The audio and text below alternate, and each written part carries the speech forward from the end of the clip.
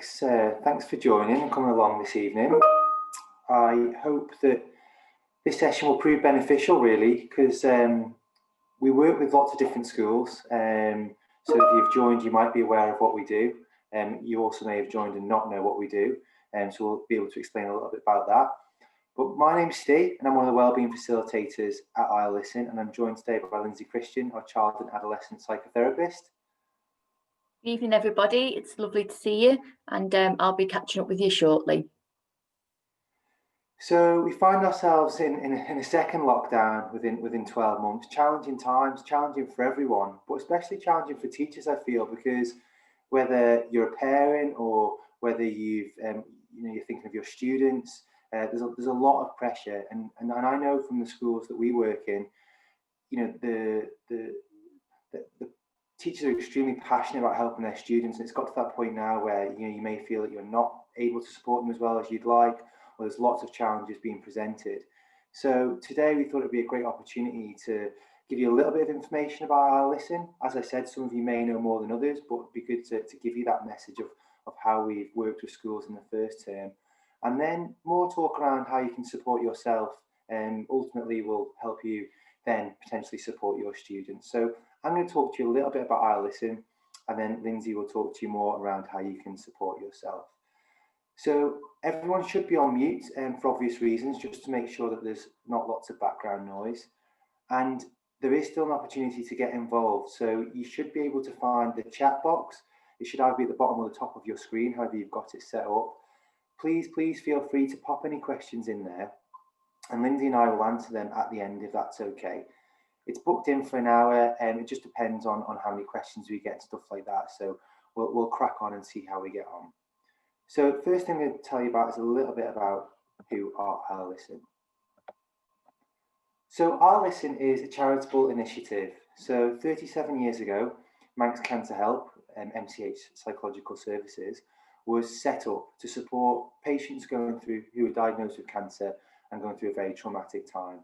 So the charity was set up to offer psychological support for those patients. And it's a very successful charity and supported lots and lots of different people. But we realised over recent years that we had the skills and expertise to potentially support the island on a wider scale around mental health. And that's where irListen was born. So that was just over 2 years ago. And we had our pilot year in a couple of secondary schools, King William's College and QE2. And we've expanded on that now to include some other secondary schools, which I'll go into a little bit more detail as we go through. So at irListen, we believe in early intervention and prevention. So what this means is we believe in starting the conversations early about how potentially people feel around their thoughts, their feelings, and ultimately offering that support. So we currently only operate in secondary schools, but going forward, if you're listening and you are from a primary school, we absolutely do want to be doing that. We've grown quite quickly over the last couple of years in regard to resource and staff. And the more people and the bigger the charity grows, the more we'll be able to take on different schools. But we believe the earlier the better, really. Just to give you a little bit of perspective around that, mental health is categorised between sort of level 1 and level 5. Level 5 being your more serious mental health issues, and level 1 being early intervention. So we operate at the bottom, okay? We all experience positive and negative emotions, and it's how we can deal with them appropriately. We are an evidence-based service. So what this means is everything we do is overseen by clinicians. We have a clinical lead. We also have Lindsay, who's with us today, as a qualified psychotherapist. We also have a qualified counsellor. So every interaction we have with young people is backed by that clinical support. So today I'm predominantly going to talk around schools, because as teachers, I'm probably thinking that's probably where you'd like to know a little bit more about. But we do support in the workplace and the community. So what do we actually do in schools? Well, we currently work in King William's College in QE2, Queen Elizabeth II High School, which was our pilot year. And then we expanded to include Ramsey Grammar, Bemmer Hague and St Ninians as well. So we're currently in them 5 secondary schools. And I'll tell you a little bit more about exactly what we do on the next slide. We also support the workplace on the island. So we do work-based training. So we might go into an organisation and support all their staff on a certain subject around mental health. Or we also offer open courses as well, where we'll set up a course and we can go out to different companies to see if people would like to come and get involved. We also do bits in the community. So in the summer, we did some sessions for young people around art therapy, where young people got the opportunity to have a bit of fun and see the benefits of art therapy and realise what the impact that can have on their mental health. We've also done some focus sessions towards the back end of the year with different groups, which was really, really beneficial. Again, working collaboratively with them to see what support they needed from us. Okay. So really powerful statistic here. So 1 in 8 5 to 19-year-olds have a mental health problem, and 50% of all adult mental health problems are developed by the age of 14 and 75% by the age of 24.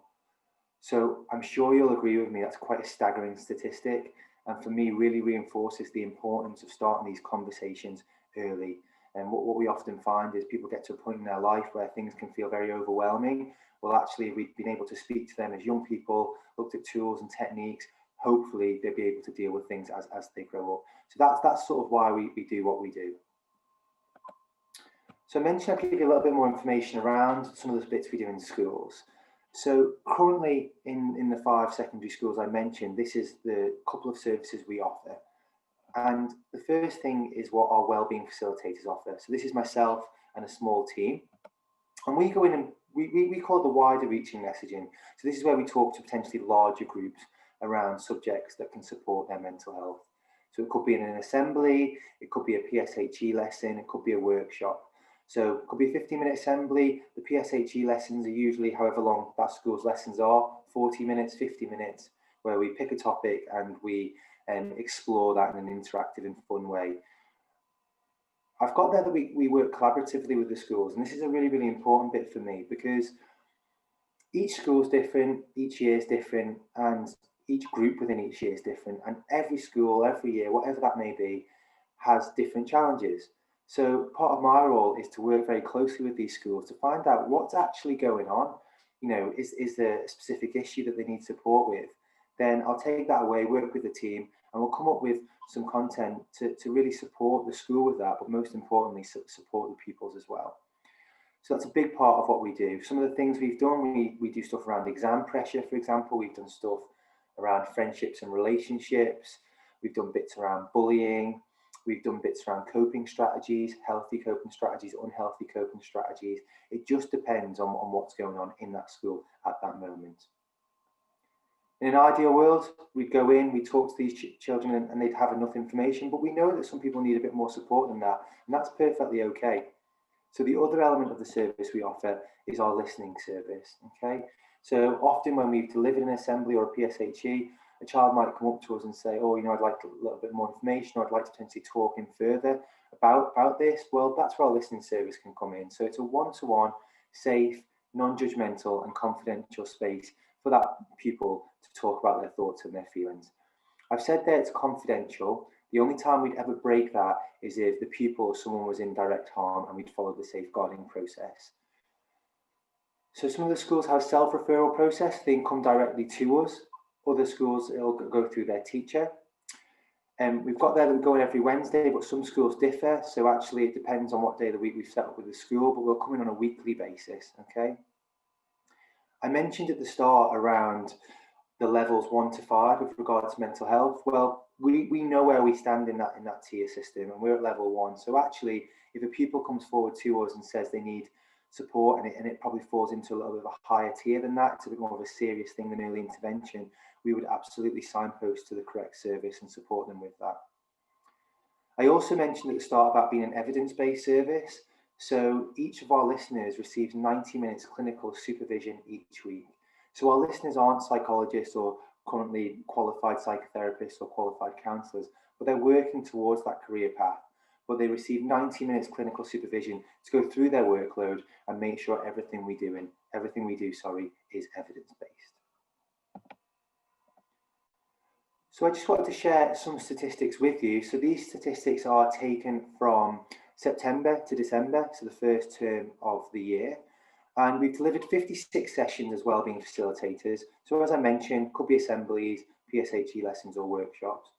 and we've had 4,107 pupil interactions. That isn't the number of pupils, that's the number of interactions. And the reason that would be different is because in some schools we may go in and do an assembly, but we know a 20-minute assembly might not be enough for enough for us to talk to students about a certain topic. So we can follow that up, meet that pupil again, and do an interactive session, because we believe after a couple of sessions, that's when they get the real value and support for them, tools and techniques to help them navigate their way through school life. Our listening service have actually seen 95 pupils from September to December. Some of them pupils have utilised the service once, so they may come and speak to our listeners once, and that's all they need. Other pupils may come for 2, 3 or 4 or 5 sessions. Okay. So as teachers, one of the things we find is that some people want to know actually what is going on. Well, I'll give you some example of the prevalent issues that we've seen over the last term. So we see a lot of pupils that struggle with exam stress. They put a lot of pressure on themselves, and it's great that they want to do well, but actually the more pressure they put on themselves, it can generate negative thoughts and concerns. So we often work with schools around how can we support pupils with exam stress. We know that schools support them as much as they can, and we're just here to complement that support. So we'll go in, do a specific session on that. It could be around creating positive routines. It could be around, talking about what they can actually control and what they can't control and stuff like that. This year's also been very uncertain. Well, 2020 was an uncertain year, but again, we've started 2021 in very uncertain times. So pupils are concerned around, will exams go ahead? If they go ahead, have they been in the right mindset to study? If they don't go ahead, will they still get the results they deserve? So lots of unanswered questions for them at the moment. So again, we may do a session around this, talking about what you can actually control and what you can't control. We've also seen different elements of self-harm, whether that be over and under eating, lots of lack of sleep, even physical harm on some occasions. What I'd say around this is self-harm is a coping strategy. Some people think it's just about attention. It's not. But actually, some of the work we've done around this is, rather than these negative coping strategies that may not be very good for our health long term, what are the more healthier coping strategies we can talk to these pupils around to make them more sustainable? So, for example, rather than over and under eating, lack of sleep and physical harm on yourself, we talk around physical exercise, we talk about nutrition, we talk about soothing techniques, deep relaxation techniques and stuff like that. So it's about going into the school, complementing the schools, how they're supporting their pupils, and seeing how we can help. And the other thing we see is just the general concerns, stuff around social media, friendships and relationships, and responsibility. So social media, very, very important at the moment, because it probably allows a lot of the younger people to stay in contact with their friends.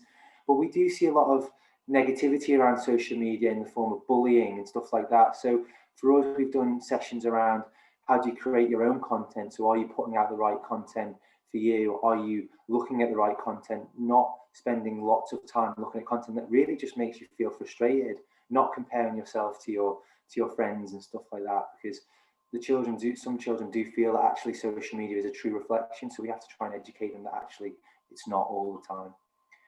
Friendships and relationships. So we've done lots of work with year 7s and year 8s this year around friendships and relationships.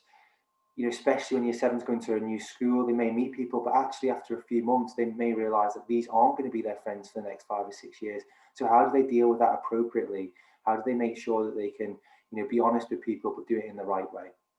And the other thing was just around general responsibility. So as young people get older, whether it's exams, whether it's stuff outside of school, they just get more responsibility, and that can add pressure. So we've done sessions around that, to how they can support themselves, and just done some reflective work so they can realise what potentially they can influence and what they can't.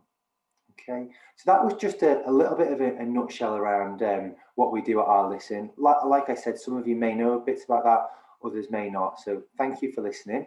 And now I'm going to pass you over to Lindsay. Yeah, thank you very much, Steve. It's always good to get an overview of what Our Listen do, especially for those teachers that maybe are working within schools that currently don't have Our Listen. So thank you very much. So the next part of this evening's webinar, I'm going to just look at a little bit at what you might see with your students. We're just going to touch on this, but as Steve said at the beginning, we really wanted to focus more on sort of self-care for the teachers, because we realise actually that you guys are juggling several things at the moment, and you know, you've got several different hats on. So actually for us, we felt that you know, self-care for yourselves was something that was really important. So that is what we're going to look at for the second part. So we're just going to touch on what you might see with your students in terms of sort of some of the signs and symptoms, and then we're going to focus more on yourselves as teachers and keeping yourselves okay. So some of the things that you might see in your students, and obviously at the moment it's very different because you're not seeing students face to face necessarily, certainly not in the flesh. So you might be, you know, seeing students over, you know, video calls, etc. You might not be having any contact with them at the moment. But once students, you know, come back into school, and certainly for some of those students that are coming into some of the hub sites, these are some of the things that you might see. So, thanks, Steve. So you might see things like changes in mood. So that might be around, you know, students who all of a sudden maybe starting to feel very low in themselves, quite anxious and panicky, worrying lots. Maybe their ability to cope with things seems to have decreased. You might see things within lessons or whilst you're walking around the building. Some of these students might be students that you come into contact with on a daily basis, but it might be that there are just some small changes in mood, but others can be quite significant. And these are all just things for you just to be mindful of and perhaps keep a lookout for with your students that you come into contact with. So changes in behaviour. So that might be around self-esteem, sense of self and self-worth. It might be that students actually start getting into fights more often, start maybe mouthing in class, you know, back-chatting teachers, disruptive, maybe not listening in class, regressing with their work.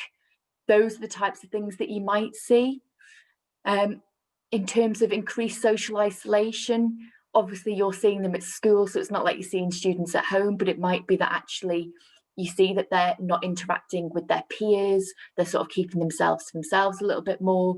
It might be that they, and this probably goes hand in hand with the losing interest in hobbies, that they actually start, you know, being more reclusive, so they perhaps don't want to join in activities, they perhaps might be a bit quieter, maybe they don't want to be part of school teams that they were part of previously, you know, more just wanting to keep themselves to themselves. And obviously for people that are working with teenagers, that can be just part of teenage behaviour anyways. But I think it's when things, you know, use your gut, you know, listen to your gut. If you feel that actually things aren't quite right, that actually, you know, go with that. Disturbed sleep patterns. Obviously you're not seeing students asleep, but you might see students actually coming in looking more lethargic, looking more tired. You might find students actually do fall asleep in class, you know, yawning, you know, dark circles around their eyes, you know, those types of things you might see in lessons. Eating problems. It might be that you start seeing students that aren't going to the canteen at lunchtime, or, you know, are not eating in class if they were students that were allowed to eat in class before. It might be students that perhaps lost quite a lot of weight or put on a lot of weight since the last time you saw them. So that might be around things like they might be gorging, they might be starving themselves. So, you know, it might be how they look physically, rather than any sort of specific eating difficulties, but it might be things that you're actually seeing physically and that might lead you to have some concerns. Around low self-esteem, so students that were perhaps quite academically bright starting to sort of question themselves, and I suppose it's not just students that are academically bright, it's just any student that might actually start questioning themselves, question their ability to do things. Am I good enough? What's the point? Do people like me? Those sorts of comments are things that you might see with your students.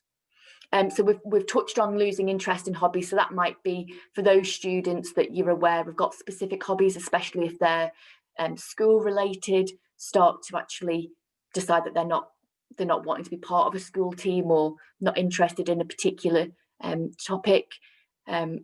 Those things might be indicative of something more happening for that student. And Steve mentioned a little bit about coping strategies before. So the maladaptive coping strategies are the strategies that are seemingly sort of negative, is what we would class them as. So these might be things like Steve mentioned, over and under eating, might be things like hair pulling, eyelash pulling, pinching, slapping, at one end of the scale, and then at the other end of the scale it might be things like cutting, burning, those types of things.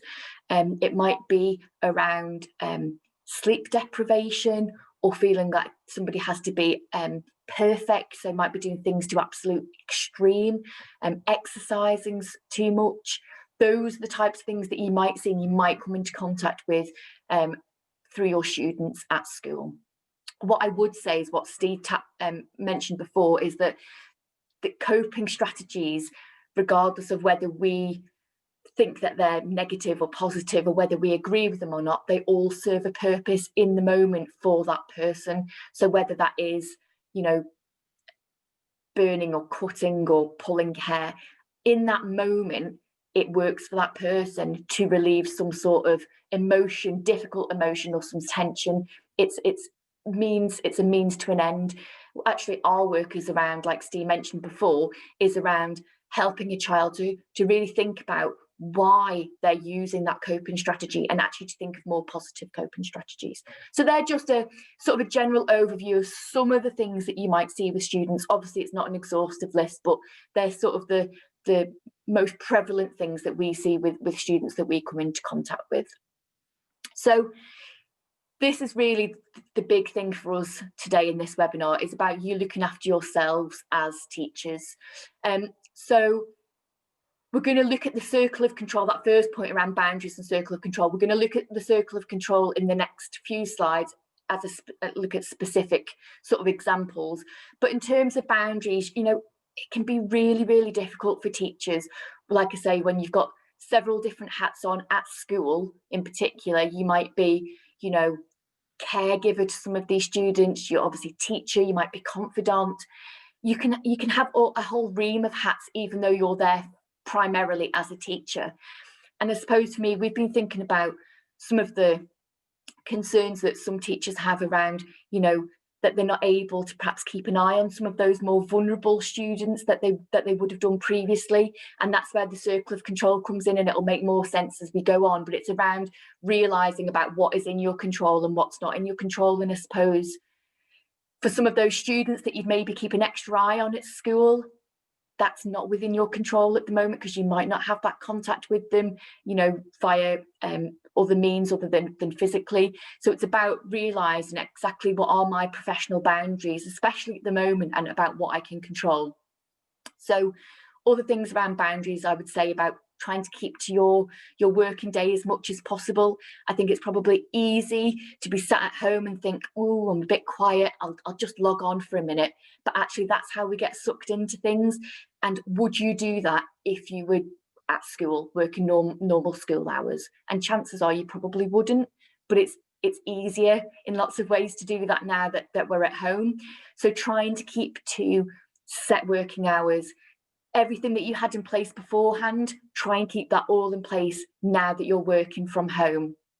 And like I say, there's lots of things that are not within our control at the minute. And I suppose things around, like I say, vulnerable children, whether students log on and do their work. Yes, we can encourage. Yes, we can put all the support and everything in place. But actually, if students don't take that up, that's not in our control. So it is very much about realizing what's in our control, and actually have those professional boundaries in place. And in whatever job that you do, boundaries are really, really important, and it's really important at the moment that you keep them. Check in with yourself. So check in with yourself every day. How are you feeling? Is there any tenseness in your body? How have you slept? you know, on the scale of 1 to 10, how are you feeling? Are you feeling a bit rough? Are you feeling okay? You know, are you feeling great? Just taking sort of 5 or 10 minutes each day just to check in with yourself. How are you feeling? You know, we all have good days and bad days, and especially in lockdown, you know, like I say, you might be, you know, juggling several things. You might be a parent yourself, and so you might be trying to sort of teach your children at home whilst trying to teach, you know, your students virtually. It's a massive thing. It's lots of things that you're having to try and juggle. So it is really important that you do check in with yourself every day. And actually, if you are struggling, seek support, seek peer support, seek support from friends and family, seek professional support, you know, but keep checking in with yourself each day, just for 5 or 10 minutes, just to see how things are. Create a routine. So create a routine as much as possible. Obviously, as teachers, you will have a routine. You know, usually working at school, you have set days, set hours, set times for doing different subjects. That might be a little bit different now working at home. So try to create a routine as much as possible, obviously with that element of flexibility, because there will be curveballs, there will be things that get in the way. And so having that element of flexibility, so actually it doesn't have to be rigid. You know, if you have got that flexibility, if your line manager or your, you know, your year head or your head teacher, if they're allowing you to have that flexibility, you know, go with it, but try and keep a routine as much as possible. Obviously, you'll need to be getting up each morning, probably at roughly the same time, but having set times for like lunch breaks, having set times where you log off each night, having set times where you try and get to bed at a reasonable time, you know, create that routine. Because at the moment, we don't have a lot of routine. There's a lot of uncertainty. So actually having that routine will give us a sense of safety and a sense of purpose and boundaries, which is really important. Manage expectations. So this is a real difficult one. So manage your expectations. Realize that actually there are going to be good days, there are going to be bad days, there are going to be certain things that are in your control and certain things that are not in your control. And actually being kind to yourself and realizing that actually, you know, you're doing the best that you can. If a student doesn't log on, if a student doesn't do their work, actually, is there much that you can do about that? You can't force somebody to do something. So manage your expectations. Set goals that are achievable. What are you expecting to achieve in any given day? And actually, if you don't achieve it, it's okay. Don't be too hard on yourself. You know, it's okay if you don't achieve everything in a day. You know, there is no such thing as being perfect. Perfectionism doesn't exist. And actually, it's about just having those, you know, goals that are achievable. And actually, if you don't achieve them, it's okay. You know, you wake up the next day and you start afresh again. But it is very much about managing your expectations as a teacher when you are juggling lots of things and you are trying to teach virtually. In terms of support systems, hopefully you've all got a really good support system within your school. I know most have. We've come into contact with most schools over the years. Use your support systems within your schools. Use colleagues, line managers, heads of years, head teachers. You know, use your support systems within schools. You know, see if they're having similar difficulties, similar issues. Externally, it might be, you know, that you think about having some protected time each day where you video call or you telephone or you message friends and family. That's really important to have that external support system as well. We're not here just thinking about you as teachers, we're here thinking about you as human beings that are going through lockdown at the moment, and actually having that support internally and externally away from work is really, really important. And ensure that you've got, you know, that protected time each day or each week, however you want to work that, but you have got that protected time. Schedule in calls or video calls with friends and family, so you know that you've got that coming up and you've got that to look forward to. Comparison is the thief of all joy. I love this little saying, and it really is true. So some of your colleagues may be doing certain things in a certain way, and you know, that's fine for them. What you really need to focus on as a teacher and potentially as a parent is actually focusing on what works for you. So what works for you and your students in this moment. So that is not going to be the same potentially as some of your colleagues. And actually, would you be doing the same thing as your colleagues if we weren't in lockdown? And chances are you weren't, because we all have our different teaching styles and our way of working, and that's no different just because we're in lockdown. So it's really about thinking, actually, what works for one person doesn't work for another. And it also works for if you're a teacher who's also a parent and you might be trying to teach your children at home. It's okay, you know, whatever Bill or Sally are doing up and down the road with their kids, that's fine. You know, what works for them, and that's brilliant. But actually think about what works for you as a family, what works for your values as a family. You know, what works for one set of people won't work for another. So it's really about thinking about what works for you as a family, as an individual, as a teacher, and really focusing on that. And having time out for yourself. So this can be more difficult for some people than others, especially if you are more restricted in terms of perhaps being on your own, or a single parent family, or, juggling several jobs, or there's various things. But actually having time for yourself each day, even if that is literally 10 minutes, is really, really important. It's about self-care. And actually, if you don't look after yourself, how are you supposed to be able to look after anybody else, whether that's students, family, whoever? But if you don't look after yourself, you can't look after anybody else. So time for yourself and self-care is really important. So it might be 10 minutes. It might be, going into another room and catching up on, some news. It might be reading a chapter of a book. It might be listening to some music. It might be going out into the garden. I know the weather's not brilliant at the moment, but if you're fortunate enough to have a garden, it might be getting outside for 10 minutes every so often and just, getting some fresh air in your lungs and actually just appreciate being outside. It might be, if you're fortunate enough to be able to have prolonged periods of time, that you get out and do some exercise, get out exploring, obviously, not traveling too far within the confines of the government regulations, but it might be about getting outside and doing some physical exercise. It might be that for some of you, you actually have to wait until, potentially, if you're a parent, till children go to bed before you can have time for yourself. Having a bubble bath, you might crack open a bottle of wine, box of chocolates, whatever it is that works for you. It's really important that you have time for yourself each day. So make sure that you schedule that in. Okay, so we're just going to look at the circle of control and the circle of concern all together. So basically, the circle of control was made by a gentleman called Stephen Covey, and the idea, it can be used in lots of different situations at any given time. So it's really adaptable. I've used the circle of control numerous times for numerous different situations, but it's split into three different sections. It looks at things that we can control, things that we can influence, and things that we have no control over. Okay, so we spoke initially about things that maybe you wish you had control over, but actually really you don't.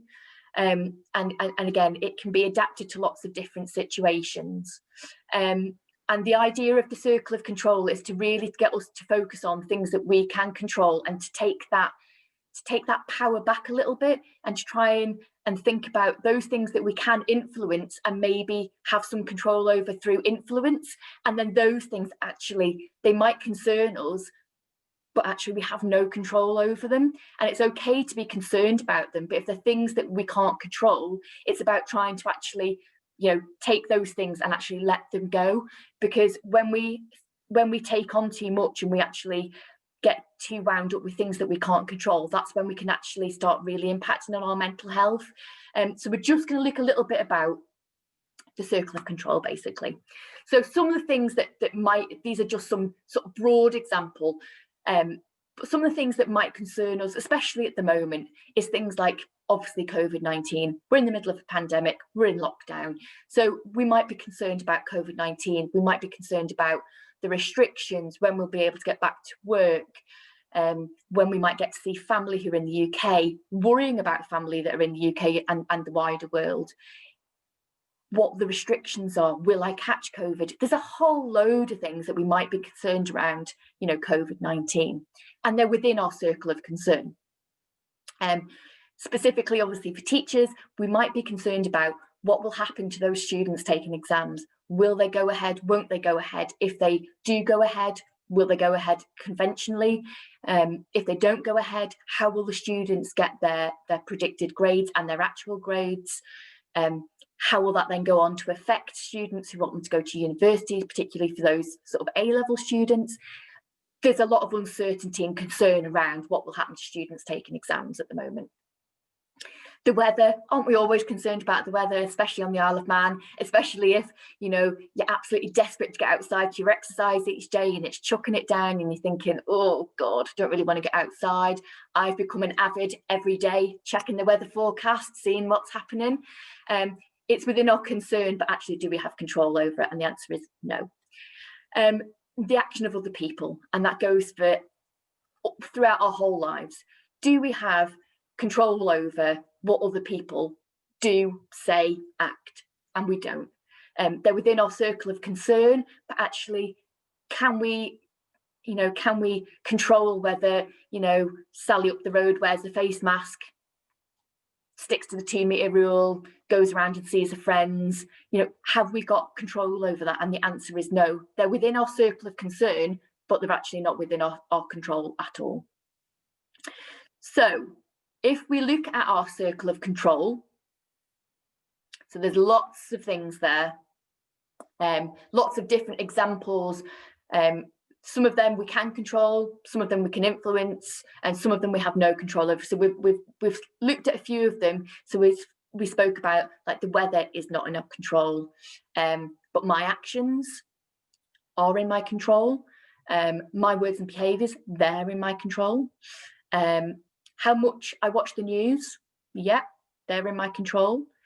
My family and their needs, can you really control that? And chances are no, but can you influence that? So can you influence that so you feel more in control? And chances are that you can. So these are lots of different things that potentially are concerning us at the moment.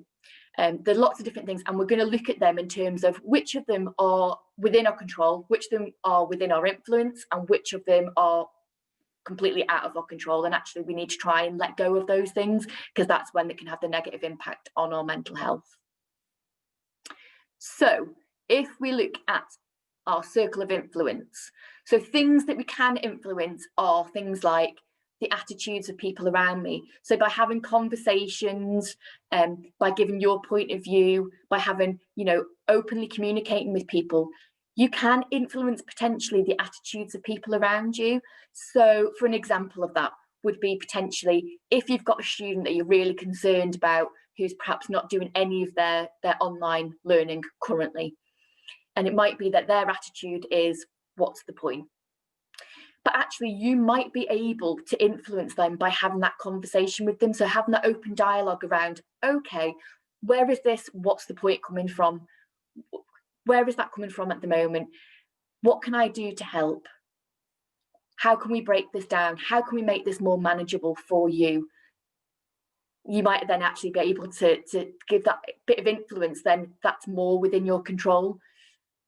There might be attitudes of certain people around you that you can't control, but it's about thinking about those people that maybe you might be able to influence. And your students are obviously a classic example at the moment. And a lot of that is around having those open conversations around what's happening for them, how are they, checking in with them. That's really, really important.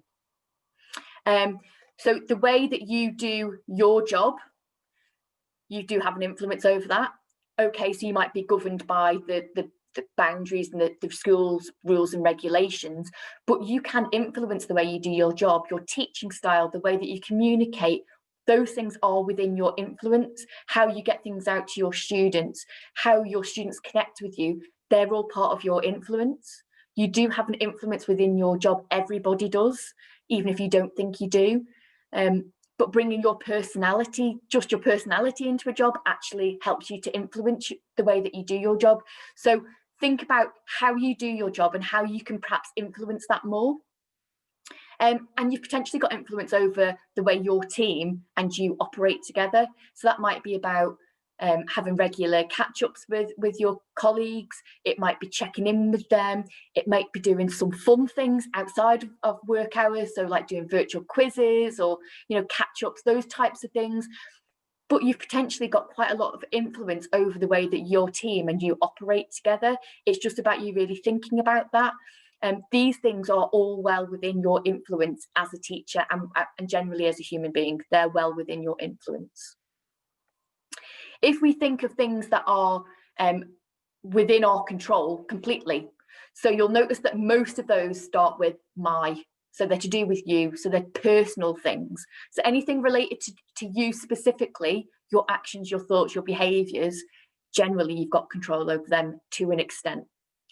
So you have got control over your attitude, whether you're the type of person that wakes up every morning and thinks, yep, today's going to be a good day, I'm going to put my positive pants on and I'm going to get on with it.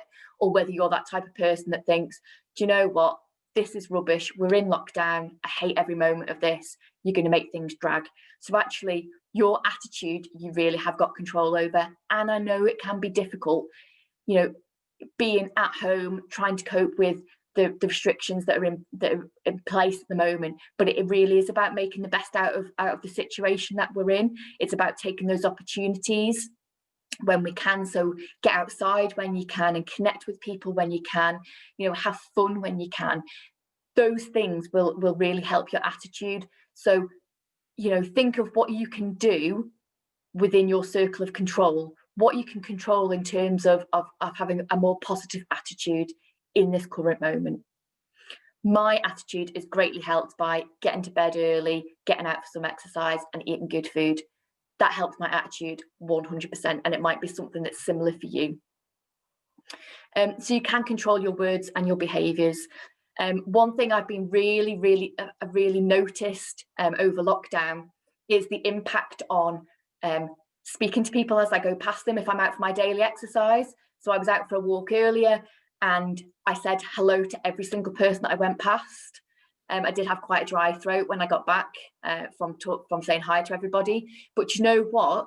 Just seeing people's reactions was brilliant. It was really good.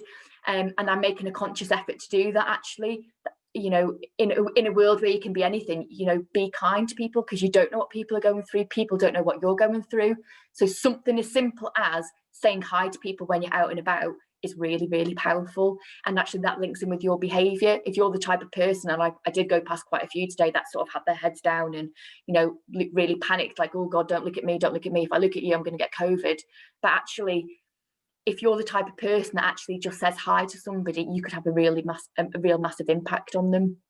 So you have got control over what you say and how you behave.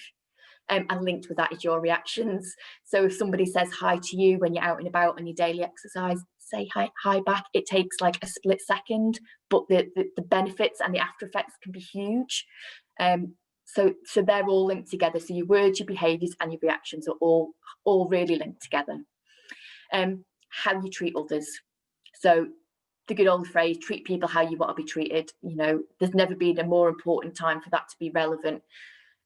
So how do you treat others? You know, are you the type of person that will go out of your way to do things for everybody? Are you the type of person that actually, you know, you can't really be bothered and you want to be on your own and you don't really want to do things for other people? It all has a place at one point or another, you know, in life, but how you treat others goes a long way. And you have got control over how you treat other people. So the next couple are really important at the moment. So you have got control over how active you are. Yes, we can only go outside once a day at the minute in terms of exercise, but there's no restriction currently on how long you're outside for. Obviously, you might be restricted in terms of how long you can be outside because of work. But you can be active inside as well. If you're lucky enough to have a garden, yes, it's pretty cold, but you could get outside and be active in your garden. You can lots of online classes for those people that really like doing housework, those types of things. Whatever shape and form it comes in, we are in control of how active we are.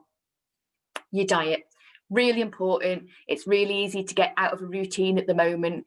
Sit there and you know, your body is probably craving a lot of, you know, carbs and stuff at the moment because probably are a bit tired, probably are a bit stressed, you know, your routine's out the window. It's just being mindful about what are you putting into your body. If you're feeling a bit rubbish, just be mindful about what you feed in your body, because what you feed to your body is what you're going to get out of your body. So if you're nourishing your body, chances are you're going to feel a little bit better. You know, your attitude's probably, you know, a bit better. Your mood's probably better. If you're sitting, like I do sometimes, family-sized bars of chocolate, and then you feel rubbish the next day, that's probably part of the reason. So really think about how you're nourishing your body. Make sure you're getting plenty to eat and drink, but really think about what you're doing in terms of your diet. So the choices you make, you are in control about that. You are completely in control of what choices you make in life generally, whether that's now where we're going through a lockdown, or, you know, generally in life. We are all in control of what choices you make. Nobody, I would hope, has a gun to your head at any point saying you have to do this. You know, you're an individual and you can make your individual choices. And the last thing that you are in control of is the information and support you give to your students. So for those teachers that are maybe worrying about particularly vulnerable students that are going through, you know, exams and panicking about exams, you know, you can control the information and support that you give to them. So I would say very much keep within the boundaries of your profession and within that, and I'm sure you all would, and within the boundaries of your, you know, your working day, but you can give a lot of support. And I know the teachers over here are absolutely fantastic at giving their students support. I've seen it firsthand, and Steve has as well. But you have got control over that, about how you give information, when you give information, how you give support, and when you give support. You really have got control over all of those things. So we think about some of the key points from today. So support your students. To support your students, you need to support yourself. So self-care is absolutely essential. Like I said before, you cannot look after anybody else if you don't look after yourselves. So it's really important that you think about, what does your self-care look like? What does it mean to you? How do you want that to look? But actually, to support your students, you've got to look after yourself. You've got to support yourself. It really is okay to make mistakes and not have all the answers. None of us have all the answers. None of us, you know, are perfect. You know, it's okay to make mistakes. You know, hold your hands up. It shows that you're human at the end of the day. You know, if you don't have an answer, but it's something that you could get an answer for, just tell whoever it is, whether it's a student, a loved one, whoever, just say, I don't know the answer, but I'll get the information and I'll get back to you. It's okay to do that. And it's okay, actually, if you don't have the answers and nobody has the answers, that's okay as well. Again, we're only human. Acknowledge your feelings. So acknowledge your feelings. Actually, we're going through a really difficult time at the minute, and some people will be coping with lockdown, you know, seemingly better than others. But acknowledge those feelings. Check in with yourself every day. You know, how are you doing? You know, reach out for support if needed, but really, really think about how you're feeling in any given day, in any given moment. Be kind to yourself. So realise that actually we're all doing the best that we can. We absolutely are doing the best that we can, and we're all human at the end of the day. You know, just realise that actually, you know, nobody is perfect, and as long as you're doing the best that you can do, that is all that anybody can ask from you.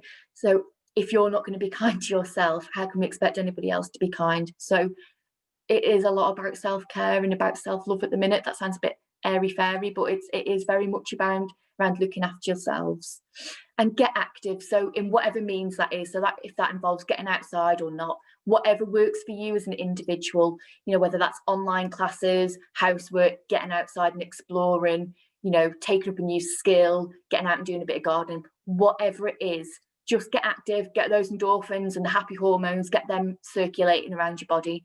But please just remember that, you know, you are all doing a great job.